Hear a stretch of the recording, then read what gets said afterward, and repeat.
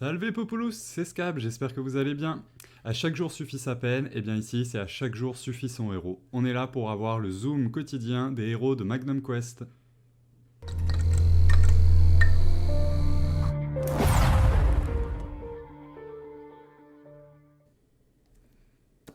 On se retrouve aujourd'hui pour que je vous présente Ista. Ista, le diplomate. Donc c'est un héros, et oui, c'est un héros.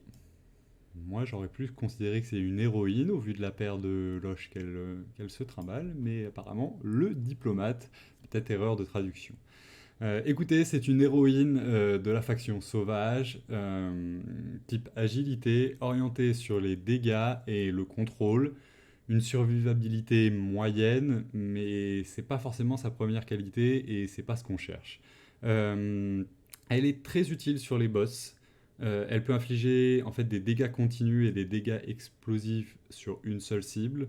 Donc très intéressant. Elle inflige également des saignements aux ennemis environnants. Et avec son niveau augmentant, les saignements vont devenir de plus en plus abondants. Elle peut également étourdir l'ennemi qui a infligé le plus de dommages, et ce pendant 8 secondes, donc c'est très intéressant. Si vous l'obtenez dès le début du jeu mais que vous ne le souhaitez pas la jouer, je vous conseille quand même de la garder et de la monter au fur et à mesure, elle pourra vraiment vous être utile. On peut voir que donc au niveau 300, elle a 732k HP, 58k d'attaque et 8086 de défense. Comme beaucoup de ses compères, la défense est un petit peu près équivalente. On va y se pencher un petit peu plus sur ses compétences. Donc la première compétence, la colère du lion, elle devient folle pendant 8 secondes, ce qui lui vaut 30 points de hâte, 25 points de coup critique et 20% d'attaque. Elle est immunisée contre tous les sorts de contrôle. Au niveau 2, elle gagne, chaque attaque a 25% de chance d'infliger l'effet saignement à la cible qui subit 50% de dégâts de l'attaque par seconde pendant 5 secondes. Et au niveau 3, Ista va gagner 40 points de hâte au lieu de 30, 30 points de coup critique au lieu de 25 et 25% de l'attaque, et la durée de Berserk passe à 12 secondes. Donc Berserk, c'est cette compétence. Au lieu de 8, on passe à 12 secondes. Hop là. Pour la deuxième compétence, le saut du lion, elle inflige 180% de dégâts à l'ennemi qui a fait le plus de dégâts dans la bataille et lui inflige l'effet étourdissement pendant 4 secondes. On le sait, ça va passer à 8 sur les niveaux suivants. Au niveau 2, c'est 200% de l'attaque. Au niveau 3, elle gagne 30% de l'attaque pendant 8 secondes si elle réussit à infliger l'effet étourdissement à la cible. Et au niveau 4, les dégâts subis augmentent de 220% de l'attaque. Cette compétence se cumule avec le balayage à double hache, où Ista va infliger 90% de dégâts à tous les ennemis environnants à plusieurs reprises, et chaque attaque inflige l'effet saignement, qui va infliger 25% d'attaque par seconde pendant 4 secondes. Au niveau 2, les dégâts passent à 100% de l'attaque, et au niveau 3 à 110% de l'attaque. Et enfin, la dernière compétence, la chasse sanguinaire. Ista inflige 20% de dégâts supplémentaires aux ennemis touchés par l'effet saignement. Donc, une compétence qui va se cumuler avec les deux compétences que nous venons de voir. Et au niveau 2, le bonus passe à 30% de dégâts. Et au niveau 3, elle gagne également 30 points de coup critique. Donc, elle va faire de plus en plus de mal. Hop là. Pour ce qui est de la carte des étoiles, donc de cette Ista, elle a d'excellentes compétences d'attaque, donc mathématiquement, on va essayer d'aller chercher de l'attaque, notamment du fait qu'elle fait d'énormes dégâts et notamment dû au saignement qui scale sur l'attaque. Donc, sans grande surprise, la première, c'est de l'augmentation d'attaque. La sangsue de la faction sauvage. La star map, donc bronze, on va par déduction chercher de l'attaque, du taux critique, de l'attaque. Et alors, moi, j'irais conseiller de chercher un petit peu de précision. Très sincèrement, en fait, j'hésite entre les deux. Euh, Si vous voulez vraiment qu'elle fasse beaucoup de dommages, allez chercher de l'attaque sur les 3 premières et du taux critique sur la 4e.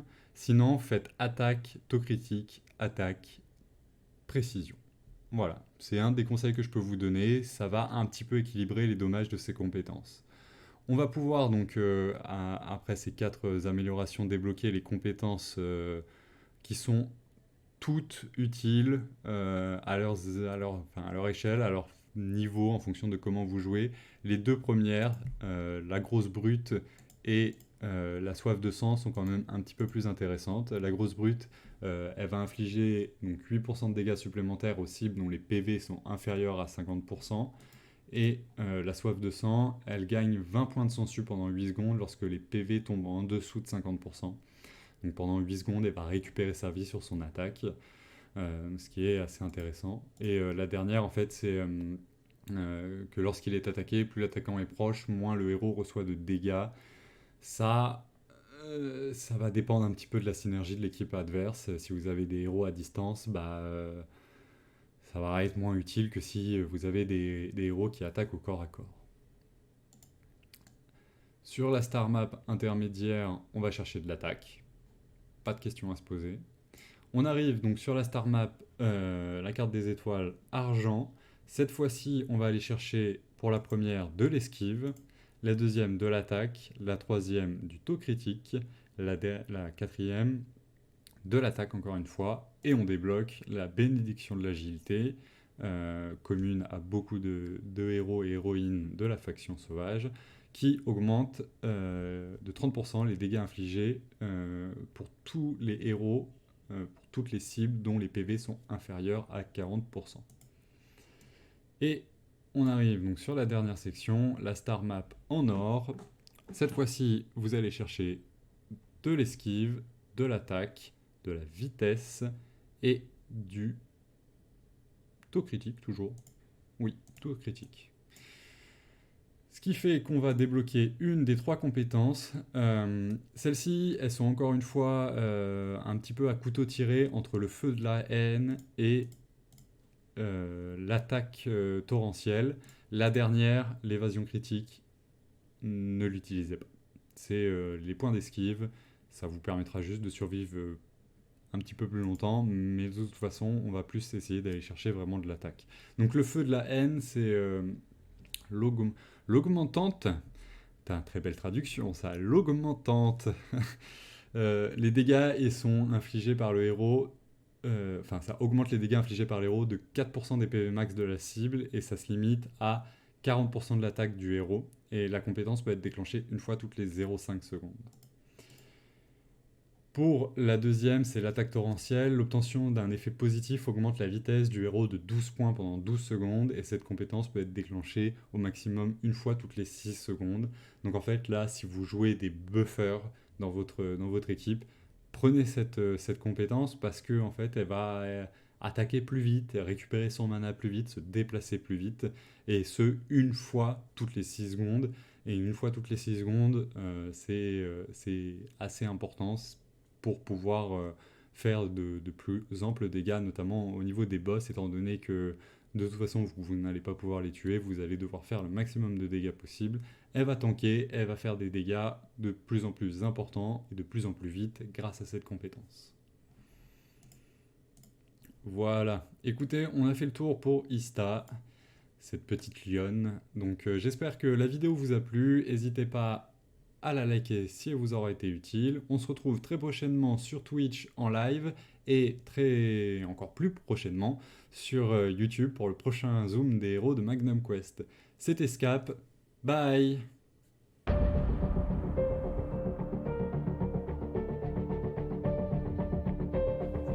Hey, s'il te plaît, lâche un petit pouce bleu et n'hésite pas à t'abonner.